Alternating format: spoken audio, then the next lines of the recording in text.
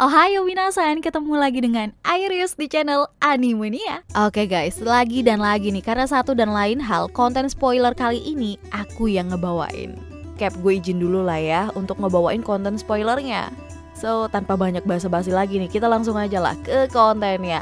Let's go. Judul chapter 1053, Kaisar Lautan Baru.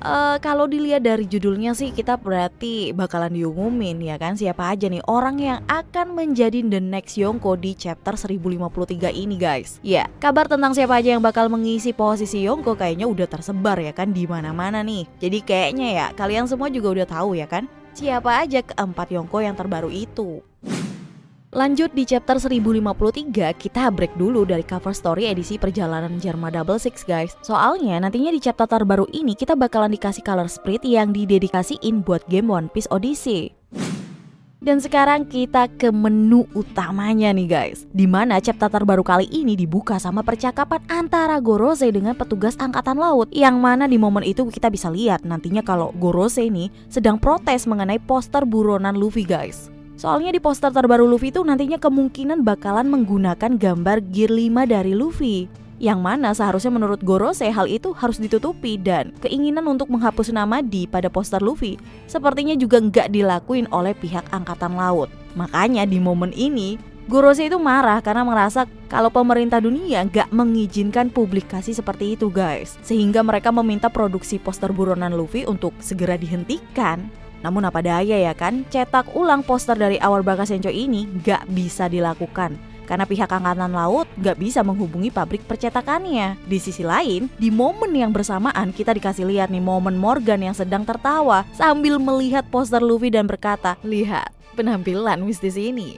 Ya, sambil tertawa dan kagum sama penampilan baru dari Luffy, Morgan itu menyuruh anak buahnya untuk bekerja lebih keras dan menyebarkan semua berita hari ini ke setiap penjuru dunia guys. Dan lanjut lagi masih di momen Morgan yang sepertinya dia juga mendapatkan tambahan informasi dari sang agen CP0 sebelum mereka semua itu kehilangan komunikasi.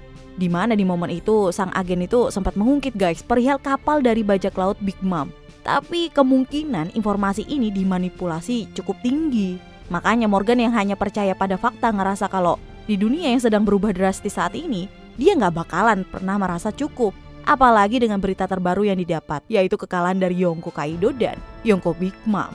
Morgan di sini pun sadar guys kalau butuh sedikit waktu hingga dunia bakalan terfokus ke berita besar ini. Dimana ketiga kapten bajak laut kayak Monkey D. Luffy, Kid, dan Law telah berhasil menjatuhkan dua kaisar laut yang telah menguasai lautan selama beberapa dekade. Maka dari itu, berkat pencapaian ketiga kapten bajak laut tersebut, mereka pun dihadiahi dengan nilai bounty yang menyentuh angka 3 miliar berry di setiap kepalanya guys. Ya, jadi baik Kid, Law, dan Luffy ketiganya bakalan memiliki angka yang sama, yaitu 3 miliar berry. Sementara itu di negeri Wano saat ini, para nakama dari Kid sedang merayakan momen naiknya bounty dari kapten mereka.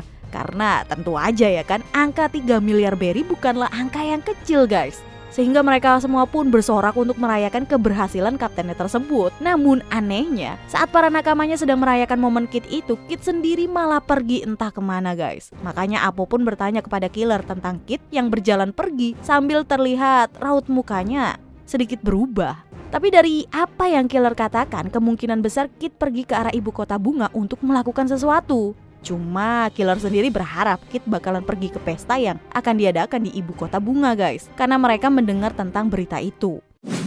Kita lanjut lagi pindah ke tempat para nakama Luffy berada nih. Di momen itu kita bisa ngelihat kalau semua sajian dari negeri Wano udah berhasil dibuat. Dan seperti pada kerajaan pada umumnya, bahkan setiap makanan yang mereka buat udah dicek terlebih dahulu apakah di dalamnya mengandung racun atau enggaknya guys. Ya, Jinbe yang katanya udah menunggu selama 2 jam nih untuk mencicipi makanan yang udah beres itu, terlihat emang udah gak sabar guys untuk mencoba makanannya.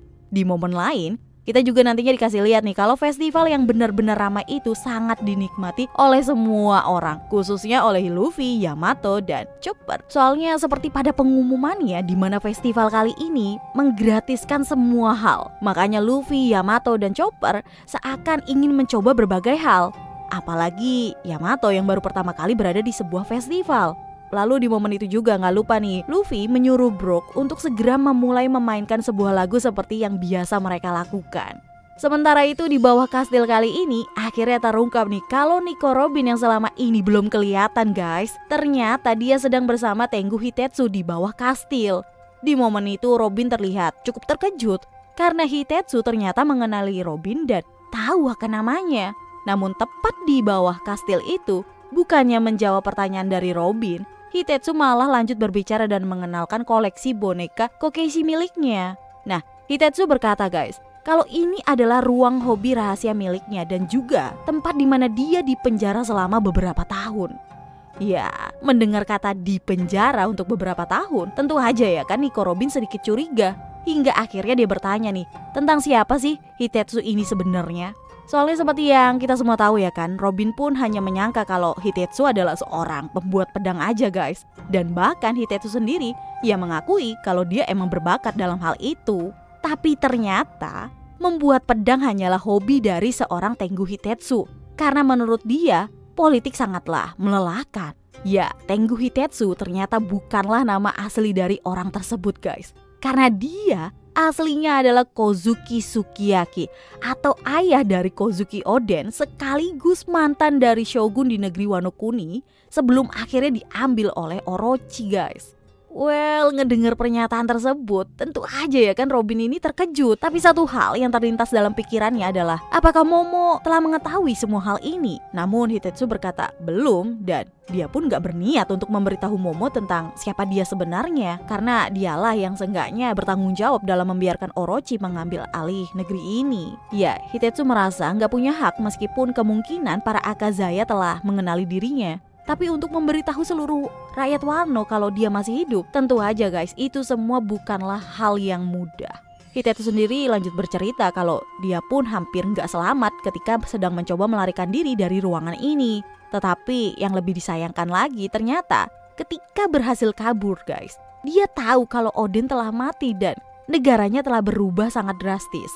Hingga satu-satunya hal yang terlintas dalam benaknya hanyalah melakukan seppuku. Well, di tengah-tengah momen tentang sedikit kilas balik tentang siapa Hitetsu sebenarnya, kita juga tiba-tiba aja nih dikejutkan oleh hal lain guys.